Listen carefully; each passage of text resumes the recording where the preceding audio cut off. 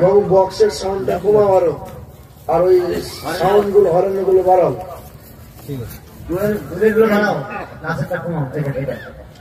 আলহামদুলিল্লাহ, সমস্ত প্রশংসা মহান মালিকের জন্য, যিনি আমাদেরকে পৃথিবীর সর্বশ্রেষ্ঠ সম্পদ ঈমান নামক বস্তুটা দান করেছেন। আর তিনি বড় দয়া করে আমাকে আপনাদেরকে রহমতের মজলিসে, ক্ষমা পাওয়ার মজলিসে, রিয়াজুল জান্নাহ, জান্নাতের বাগানে বসার তৌফিক দিয়েছেন। একটু আস্তে করে বলতে পারলেন না? সুবহানাল্লাহ। বলাতে হবে, তবে বলবেন। সারা জীবন তো পাম দিয়ে দিয়ে মৌলবীরা সুবহানাল্লাহ বলাবো, সারা জীবন বলিয়ে গেল, খোঁচা মেরে মেরে কতদিনের সুবহানাল্লাহ চলবে। আমি আপনি বসে আছি কোন জায়গাতে বাবা? জান্নাতের বাগান। জান্নাতি ভাষা তো চারটে, সুবহানাল্লাহ, আলহামদুলিল্লাহ, আল্লাহু আকবার, লা ইলাহা ইল্লাল্লাহু মুহাম্মাদুর রাসূলুল্লাহ। জান্নাতের বাগানে বসে যদি জান্নাতি ভাষা মুখ দিয়ে বার না হয়, জেনে রাখতে হবে আমরা জান্নাতি দলে। একজন বন্ধু ছিল, সিপিএম করত, চাপে করে বা ঘটনাক্রমে তৃণমূলে যোগ দিয়েছে। রাস্তায় যখন মিছিল হয় সবাই বলে ইনকিলাব জিন্দাবাদ, তোমার বন্ধুটা বলে না, খোঁচা মেরে বলছে স্লোগানটা দে। স্লোগান যদি না দিস তো ঘর পাবি না, দুয়ারে সরকার হবে, কপালে জুটবে না। এ চাপে পড়ে তখন স্লোগান দেয়, ভক্তিতে দেয়, মোহাব্বতে দেয় না। কারণ কি? এই লোকটা এই দলের কথা বলেন ছিল না নয়। আমি আপনি জান্নাতের বাগানে জান্নাতের দলে বসে আছি, আর জান্নাতি ভাষা যদি মোহাব্বতের বার না হয়, তাহলে জেনে রাখতে হবে আমরা জান্নাতি দলে লোক নয়। সোজা হিসেব, ফুটবল খেলা দেখেন না আপনারা? এদিকে 11টা প্লেয়ার, তো এদিকে 11 প্লেয়ার, 22 জনা ঘন্টা খানেক করে খুব লাথি মারে। ফুটবল খেলা যখন কমপ্লিট হয়ে যায়, তো খেলার যিনি সভাপতি, আজকের জালসার সভাপতি কে আছেন? মুফতি সাহেব আছেন, মাশাআল্লাহ। তো খেলার সভাপতি থাকে, তো সভাপতি আদর করে ফুটবলকে তুলে জিজ্ঞাসা করে, ফুটবল তোর কি এমন অপরাধ রে, সবাই তোকে লাথি মারে কেন? তো ফুটবল বলে, আমার একটাই অপরাধ, কেউ যখন পাম দেয় তখন আমি ফুলে যাই। কি বলো? কেউ যখন পাম দেয় তখন আমি ফুলে যাই, আর ফুলে গেলেই আমাকে লাথি খেতে হয়। আমাদের মতো হুজুররা যদি আপনাকে পাম দিয়ে সুবহানাল্লাহ বলায়, তাহলে জানতে হবে নসিব ফুলে গেছে, ভালো নাই। আমার শিক্ষিত মুসলমান, আমার শুধু মানুষেরা, আমার শারীরিক কন্ডিশন ভালো নেই, মানসিক অবস্থা ভালো নেই, শুধু এই ব্যক্তিটার দিকে তাকিয়ে আমি ছুটে এসেছি।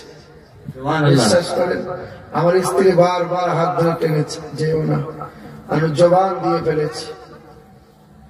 বর্তমান সময়ে কত বক্তা আছে, কত আলেম ওলামা আছে, যারা হলো পেশাদার বক্তা। এত টাকা না দিলে তোমার জলসাতে আসবো না, এত টাকা কম হলে পকেটে নেবে না, কমিটির কাছে ছুঁড়ে ফেলে দেবে। কিছুদিন আগে একটা বক্তা 30,000 টাকা কন্ট্রাক্ট হয়েছে, সে জলসাতে 6টা গজল শোনাবে, আর কানে হাত দিয়ে সুর করে দেবে, আর 30,000 টাকা কানে বাড়ি মেরে পকেটে গুঁজে বাড়ি নিয়ে যাবে। আর আমাদের এড়ে গরুগুলো ওই বক্তাগুলো কি দাওয়াত দেবে? আর ওই সমস্ত বক্তাদের বক্তব্য গজল শোনার জন্য লাফিয়ে লাফিয়ে যাবে। ওই সমস্ত ব্যবসায়ী বক্তারা যদি, ইউটিউবাররা সব ক্যামেরা করছে, কাল সকালে দিয়ে দেবে, নিশ্চয়ই সেই বক্তাও কানে আসবে একদিন। আমি আপনাদের বলে যাই, ওই সমস্ত পেশাদার ব্যবসায়ী বক্তারা সারা রাত ধরে যদি ওয়াজ করে, তো খোদার কসম করে বলি, একটা পিঁপড়েও হিদায়াত প্রাপ্ত হবে, এক বিন্দু মানুষের অন্তরে কাঁদবে না। একজন বক্তাকে 30,000 টাকা কন্ট্রাক্ট হয়েছে, কমিটি বলছে, হুজুর খুব গরিব মানুষ আমরা। তোমরা আপনারা গরিব মানুষ কি হবে, কিন্তু আমি তো গরিব নয়। হ্যাঁ, তো বলে 2,000 টাকা কম দেবো হুজুর। 2000 টাকা কম দিয়েছে বলে বেটা টাকাটা এইরকম ছুঁড়ে ফেলে দিল। যে বক্তা রেগে রেগে বলছে টাকা কম দাও না, হাসরের ময়দানে দেখে নেবো। মনে হচ্ছে হাসরের ময়দান তোর বাপের ঠিকা নিয়েছে ও। আর এই গ্রামের মানুষগুলো চাঁদা তুলে তুলে 20 টাকা 50 টাকা 100 টাকা গাম দেখানো পয়সা, এই চাঁদা তুলে 30,000 টাকা জড়ো করেছে। এদের বোধহয় হাসর নাই, এদের বোধহয় আল্লাহ নাই। ও বিচার দেবে আল্লাহর কাছে, আর এরা বিচার দিতে পারে না। বক্তা যাবে কোথায় তুমি? বর্তমান সময়ে 100-র মধ্যে 98টা বক্তা এই কবরে যেতে দেরি উল্টো পাল্টা শিখবে। আমার শিক্ষিত মুসলমান, আমার শুধু মানুষেরা, আর একটা সত্য কথা বলবো, সত্য কথা বলবো, সুন্নি জামাত ধীরে ধীরে শেষ হয়ে যাবে। আর অধঃপতিত হচ্ছে তার দুটো কারণ। এক হলো ভণ্ড পীরে, আর 2 হলো বেতাল সুরে। দুই কারণে আহলে সুন্নাতুল জামাত ধীরে ধীরে অধঃপতিত হচ্ছে। আমরা আহলে সুন্নাতুল জামাতের মানুষ, আমরা মাজার মানি, কিন্তু মাজারে সিজদা করাকে জায়েজ বলি। আমরা আহলে সুন্নাতুল জামাতের মানুষ, আমরা মাজারে প্রবেশ করি, কিন্তু মহিলাদেরকে প্রবেশ করার জন্য নিষেধ করি কি করি না? আমরা আহলে সুন্নাতুল জামাতের মানুষ, আমরা পীর মানি, কিন্তু ভণ্ড পীরদের প্রশ্রয় দিই। আমরা আহলে সুন্নাতুল জামাতের মানুষ, আমরা হক কথা বলি, বাতিলের সাথে মিল মোহাব্বত রাখি না। আর কেউ যদি রাসূলুল্লাহর সাথে বেয়াদবি করে, তার গলার সাকি ছিঁড়তে দেরি করব। আমার শিক্ষিত মুসলমান, আমার শুধু মানুষেরা, আমার আব্বাজান ভাই জানেরা, আপনারা যেভাবে বসে আছেন একটু আগিয়ে আগিয়ে আসেন না। পিছনে মানুষগুলোকে বলছে একটু আগিয়ে আসেন। এই যে আপনাকে বলছে একটু আগিয়ে আগিয়ে আসেন, আসেন আসেন না, উঠে আসেন, কথা শোনেন না, একটু উঠে আসেন, মধ্যখানে ফাঁকা রাখিয়েন না।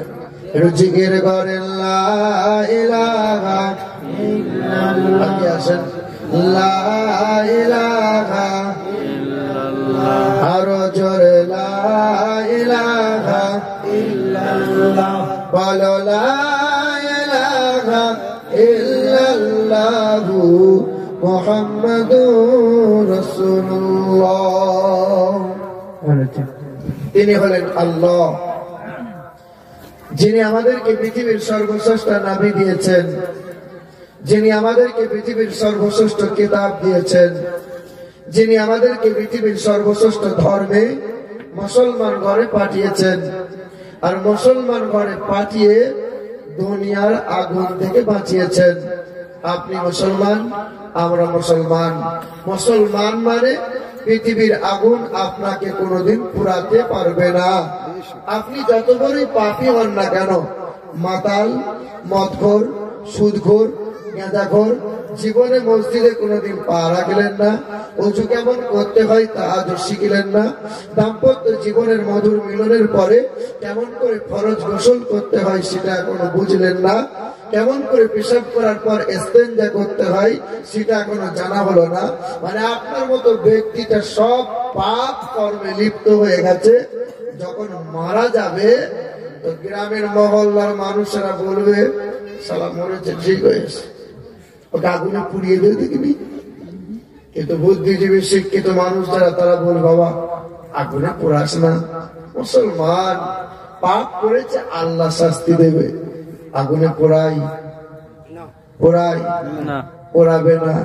কিন্তু আপনি যদি মুসলমান না হন, পৃথিবীর যত বড় দামি আর শিক্ষিত ব্যক্তি আপনি হন না কেন, মরার পরে আপনাকে আগুনে পুড়িয়ে করে দেবে ছাই। আর মুসলমান ঘরে জন্ম নিয়ে যদি মুসলমান না হয়ে মরে যান, তো মরার পরে আমলের কোনো দাম থাকবে না। আমার শিক্ষিত মুসলমান, যিনি আমাদেরকে মুসলমান ঘরে পাঠিয়ে দুনিয়ার আগুন থেকে বাঁচিয়েছেন, কবরের আগুন থেকে আর জাহান্নামের আগুন থেকে বাঁচার জন্য তিনি সারাটা জীবন সময় দিয়েছেন আর যথেষ্ট সুযোগ দিয়েছেন। তিনি হলেন আল্লাহ। তিনি কে বলো? আল্লাহ। তিনি কে বলো? আল্লাহ। আল্লাহকে দেখেছেন আপনারা? না। কাল সকালে হিন্দুর ছেলেকে জিজ্ঞাসা করবেন, হ্যাঁ রে তোর ঠাকুর গুলো কেমন? তো অমুসলিম হিন্দু ছেলেরা বলবে দুর্গার 10টা হাত, গণেশের বিখ্যাত দাঁত, কার্তিক হলো আইবুড়ো, আর লক্ষ্মী যা দেখতে না অপূর্ব, ঠিক না বল? কিন্তু কোনো অমুসলিম যদি আপনাকে জিজ্ঞাসা করে তোমার আল্লাহ কেমন, বলতে পারবেন? বলতে পারবেন? পারবেন না। কিন্তু বেদ এক আল্লাহ পাকের পরিচয় দিয়ে বলে, প্রতিটা ধর্মগ্রন্থই ভালো কথা বলে। বেদ বলে সনাতন ধর্মের মহিলা যারা মাথার কাপড় ফেলিও না, তারা যদি না মানে। বেদ বলে নেশাদ্রব্য পান যেন কখনো তোমরা করিও না, সনাতন ধর্মের অনুসারী যারা। আর ওরা তো কোনোদিন মদ ছাড়া থাকতে পারে? মদ পান করে মাকে মাঝে মধ্যে বউ বলে দেয়, তাই না? এ বাবাজিরা ভাইরা আমার, বেদ কি বলে জানো?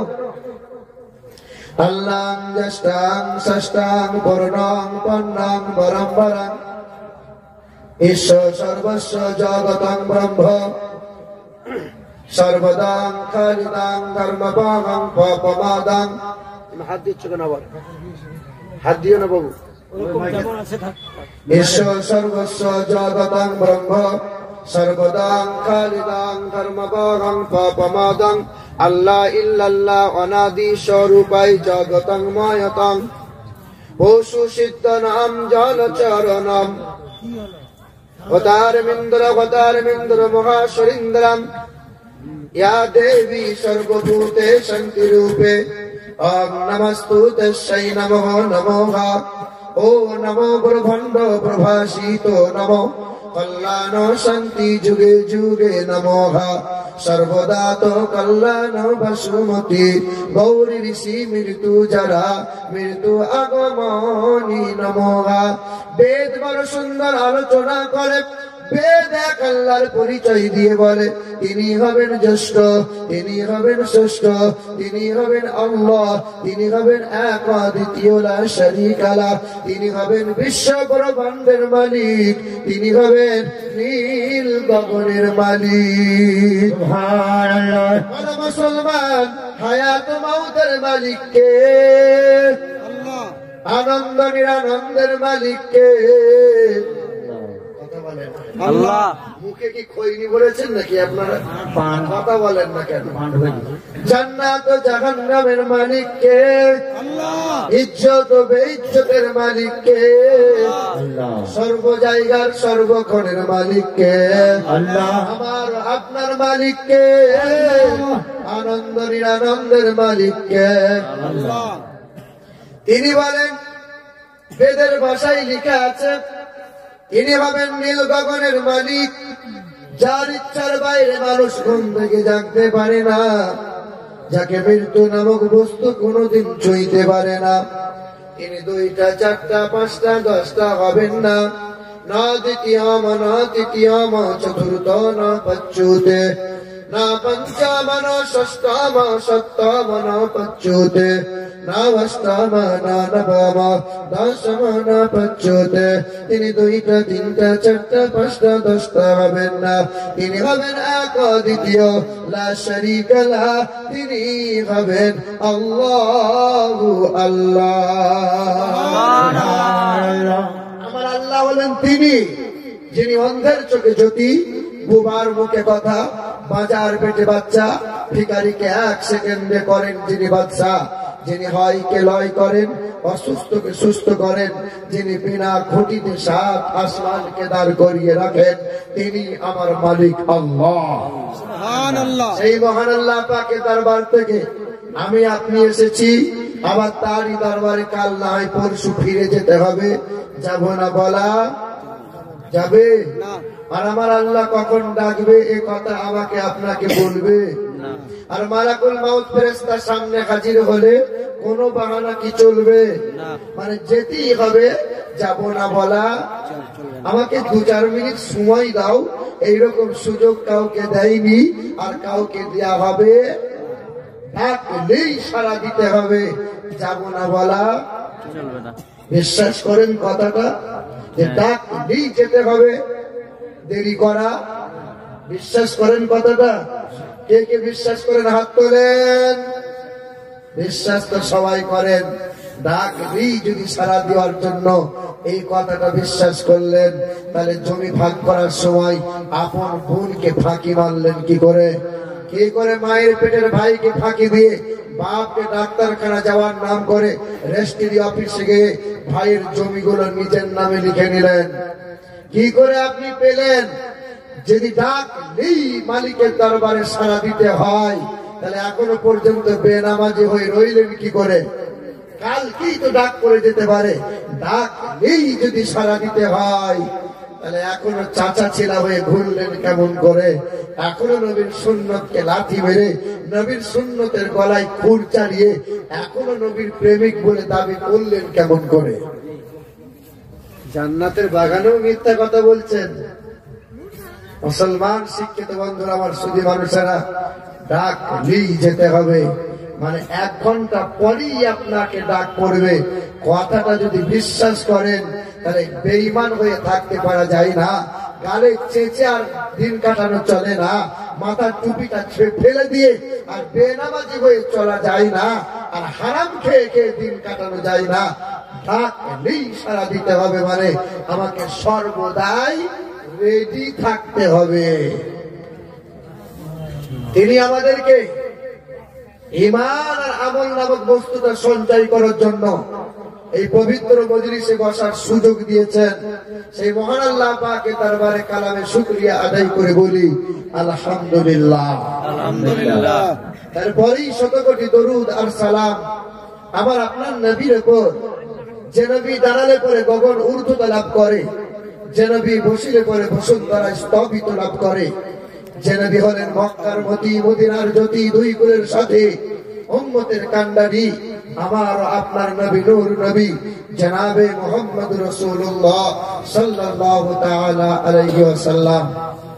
আজকের জলসার সভাপতি, সঞ্চালক এবং আমার প্রাণ প্রিয় ভাইজান, আমার সম্মুখে বসে থাকা জলসা কমিটি বিন্দুগণ, সম্মুখে বসে থাকা মুরব্বী বাবাজিরা, ভাইরা, মায়েরা ও বোনেরা, এত রাত পর্যন্ত যেভাবে বসে আছেন, আরামের ঘুমকে ত্যাগ করে নরমের বিছানাকে লাথি মেরে আল্লাহ রসুলের মহাব্বতে আর রহমতের আশায় যে হারে বসে আছেন, মালিকের দরবারে দোয়া করি, আল্লাহ তুমি আমাদের মতো গুনাহগার গুলোকে মাফ করে দিয়ে তোমার হাবিবের পাক সাদকাতে আমাদের মতো নাচিজ গুলোকে মালিক তুমি কবুল করে নাও, আমিন আমিন। মুসলমান বাবারা, বিশ্বের মাটিতে কম বেশি 5,500 ধর্ম আছে। কত ধর্ম আছে? কত ধর্ম আছে? 5,500 ধর্ম আছে।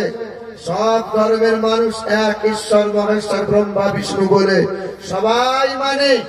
আমাদের ভিতরে যত দল আছে আমরা সবাই এক আল্লাহকে আল্লাহ বলে মানি। কিন্তু যত রকমের সমস্যা আর ঝামেলা হয় আমার নবী মুস্তাফাকে নিয়ে হয়। আল্লাহকে নিয়ে কোনো ঝামেলা আছে বাবা? তবে এই মজলিসে আমি দেখতে পাচ্ছি কিছু জামাতি ভাই আছেন, দৈবন্দী ভাইরা আছেন, তবলিগি ভাইরা আছেন, আমার আহলে সুন্নাতুল জামাতের মানুষরাও আছেন, থাকতে পারেন, কোন রকমের অসুবিধা নাই।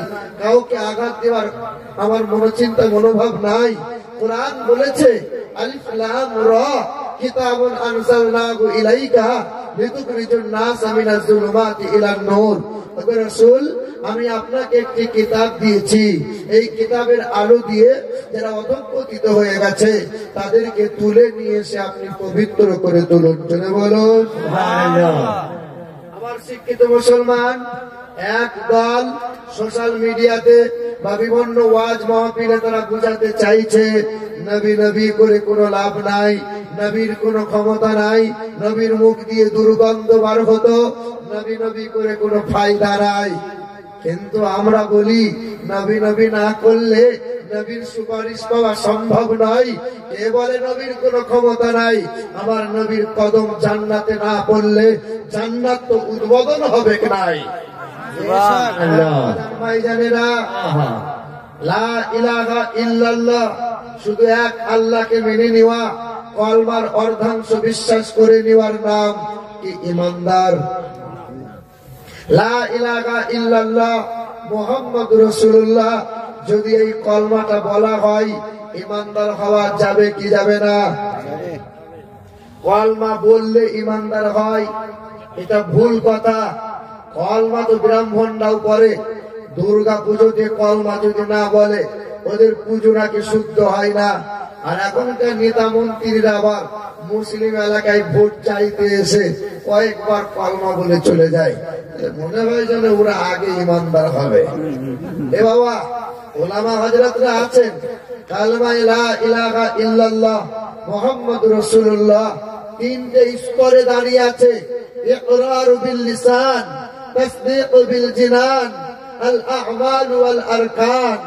আপনাকে মুখে সহিভাবে পড়তে হবে, আপনাকে মনে প্রাণে বিশ্বাস করে নিতে হবে, এবং আপনাকে আল্লাহ রাসূলের আহকামগুলো পালন করা লাগবে, তবেই প্রকৃত ঈমানদার বলা যাবে। তবে একটা গল্প মনে পড়ে গেল, বলবো ঈমানের গল্প। এক রাজা ছিল জানেন তো, রানী ছুটে এসে রাজাকে বলছেন, হুজুর বিরাট রাজদরবারের কথা ভাবতে ভাবতে আমার এই যুবতী মেয়ের কথা ভুলে গেলেন। একটাই তো মেয়ে। বলে, কি বলতে চাইছো? বলে, মেয়ে তো কুমারী হয়েছে, বিয়ের যোগ্য, বিয়ে দিতে হবে। হ্যাঁ, তা তো বটে। বলে, মন্ত্রী ছুটে এসে হুজুর বলেন, বলে এই এলাকাতে সবচেয়ে সুশিক্ষিত আর সুসুন্দর এরকম একটা যুবককে বেছে নিয়ে আসো, আমি আমার রাজকন্যার বিয়ে দেবো, অর্ধেক রাজত্ব তার হাতে তুলে দেবো। খুব ভালো করে শোনেন। মন্ত্রী কিছুক্ষণ বিচক্ষণ মানুষ তো কিছুক্ষণ ভাবনা ভেবে বলছে, হুজুর হাজার হাজার যুবকের ভোট পেয়ে রাজা হয়েছেন, আর বেছে বেছে যদি একটা যুবককে নিয়ে আপনি রাজার জামাই বানিয়ে দেন, তো অন্যান্য যুবকগুলো যে হিংসায় রাজদরবার গড়িয়ে দেবে। হ্যাঁ, তাও তো বটে। এই গল্পটা নাতিকে, বউকে, পোতাকে শিখাবেন, শোনাবেন, দেখেন। তা বলে, মন্ত্রী কি করা যায়?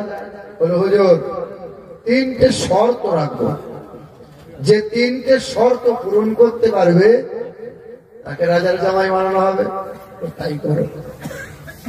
মন্ত্রী এলাকা জুড়ে ঘোষণা করে দিল, এলাকার যত অবিবাহিত যুবক ছিল সব নামি দামি পোশাক পরে রাজ দরবারে লম্বা লাইনে দাঁড়িয়ে গেল। রাজা দরবারের সম্মুখে বড় একটা পেস্টন, বড় একটা ব্যানার ঝুলানো হলো। রাজার জামাই হওয়া তো সস্তা কথা নয়, তিনটে কথা ব্যানারে লেখা আছে, ভালো করে দেখে নাও। সবাই একে একে আসে, তিনটে শর্তের কথা দেখে। 1 নম্বর শর্ত হলো, রাজদরবারে পা দেওয়ার সাথে সাথে মুখটা ফেভিকুইক দিয়ে এঁটে নিতে হবে, মানে কথা বলা চলবে না। আর 2 নম্বর শর্ত হলো, রাজার দরবারে 1 মিনিটের ভিতরে প্রশ্নের উত্তর দিতে হবে, মানে বেশিক্ষণ দাঁড়িয়ে থাকা যাবে না। আর 3 নম্বর হলো, রাজা লিখে লিখে নয়, মুখে মুখে নয়, ইশারায় ইশারায় প্রশ্ন করবে, আর ইশারায় ইশারায় উত্তর দিতে হবে।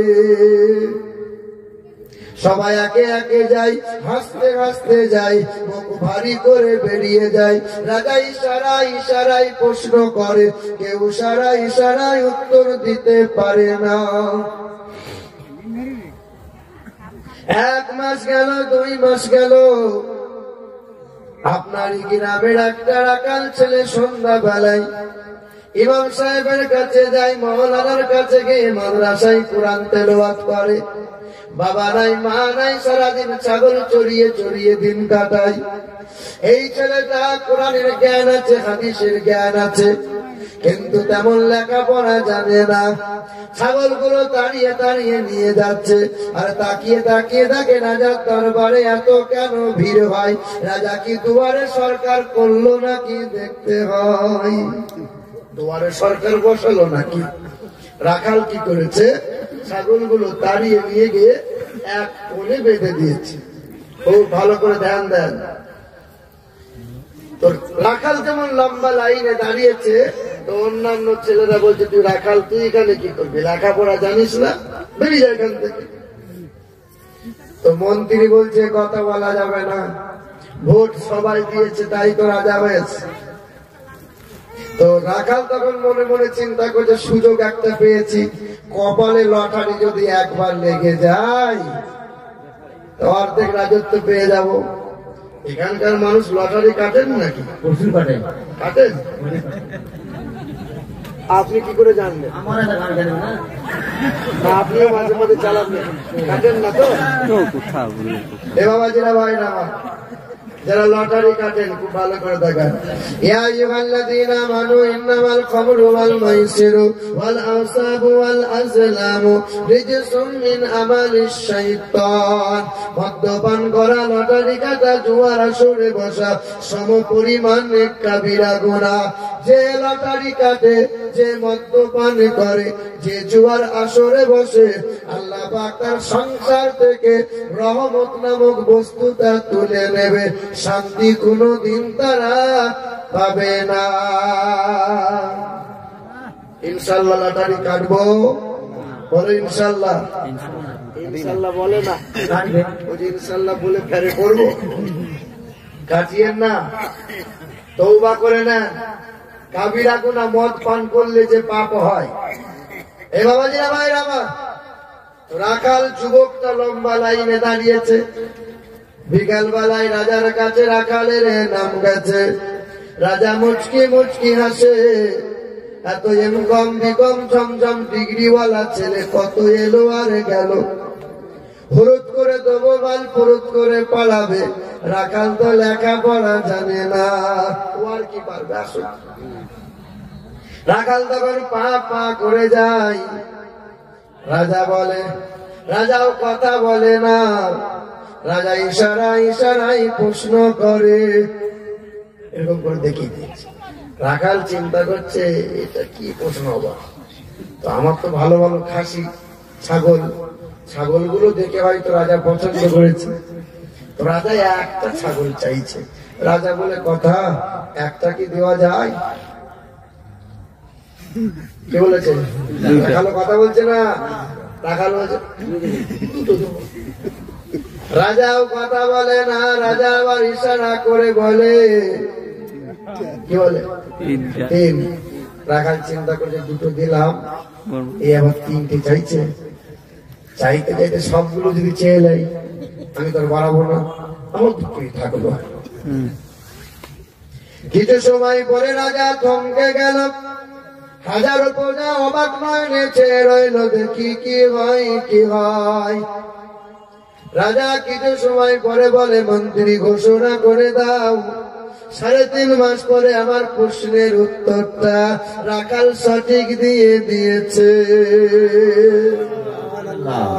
লাঠির ডগাই করে মালাটা পরিয়ে দিয়ে বলে, মার্গো কোম্পানিকে খবর দাও 7 দিন গায়ে ঘষো, আর আতর কোম্পানিকে বলো 3 দিন ডুবিয়ে রাখতে, না হলে ছাগলের মন বোঝাবে না। রাজকন্যার কপালে ঘাত পড়ল। শেষে বেশে রাখাল আমার স্বামী হলো। এত এমকম বিএড ওয়ালা ছেলেরা কেউ তো হলো না। তবে রাখাল আমার স্বামী ভাই, এটা কি মানা যায়? তবে মালিক যা নসিবে লিখেছে রদ করার কারো ক্ষমতা নাই, বটে কি না? ধুমধাম করে বিয়ে হয়ে গেল। রাখাল রাজার জামাই হয়ে ঘোড়ার পিঠে বসে রইল। একজন প্রজা এসে বলছেন, হুজুর যান, আন্দার মহলে রাজকন্যা ইন্তজার করছে, যান। রাখাল তো আর রাখাল নাই, রাজার জামাই। কিন্তু ছেলে লেখাপড়া জানে না, কিন্তু কোরআন ও হাদিসের জ্ঞান আছে। আর যেখানে কোরআনের জ্ঞান আছে, যার কাছে হাদিসের জ্ঞান আছে, কোরআন ও হাদিসের ডিগ্রির কাছে পৃথিবীর কোন ডিগ্রি তাকে ছোট করতে পারবে না, পারবে না। দেখেন নাই মাদ্রাসার ছেলেগুলোকে? দেখেন নাই বিচক্ষণ বুদ্ধি ওদের? একদিন মৌলানা সাহেব মাদ্রাসায় ছেলে পড়াচ্ছে, 8 বছরের 10 বছরের ছেলেরা মাদ্রাসায় পড়ছে। আর কিছু কিছু মানুষ দেখবেন গ্রামে তাকে মৌলবীদের শুধু খোঁচা মারে, মানে কি বলে না, কাজ নাই কর্ম নাই, মৌলবীদের ভুল ধরে ধরে বেড়ায়। তো একজন ব্যক্তি চাকরি থেকে রিটায়ার হয়েছে, 60 বছর বয়স, মানে চাকরি নাই। তো লাঠির ওপর ভর করে টুকটুক টুকটুক করে মাদ্রাসায় গেছে। তো মাদ্রাসায় দরজার সামনে দাঁড়িয়ে বলে আসসালামু আলাইকুম। তো মাওলানা সাহেব বলছে ওয়ালাইকুম আসসালাম। চাচা আসেন।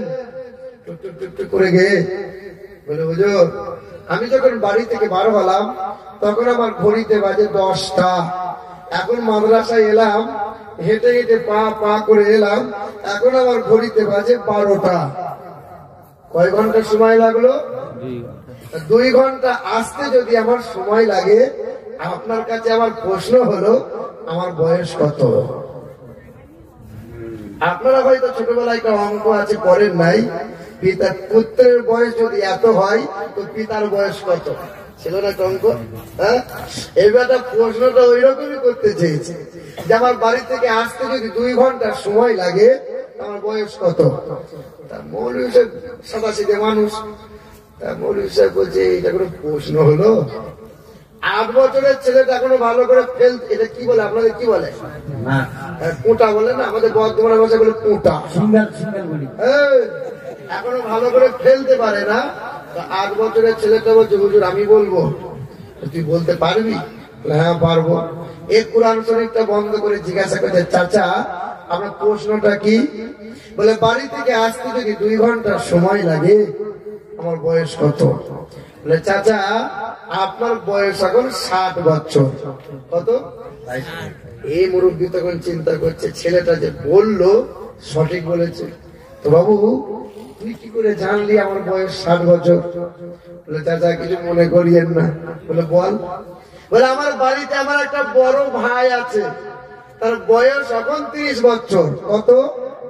30। কিন্তু আমার ভাইটা আধ পাগলা। কয় পাগলা বলো? আধ পাগলা। আমি বসে বসে হিসেব করলাম ফুল পাগলা হলে বয়সটা কত হবে? বুঝতে পারলেন? ভাইরা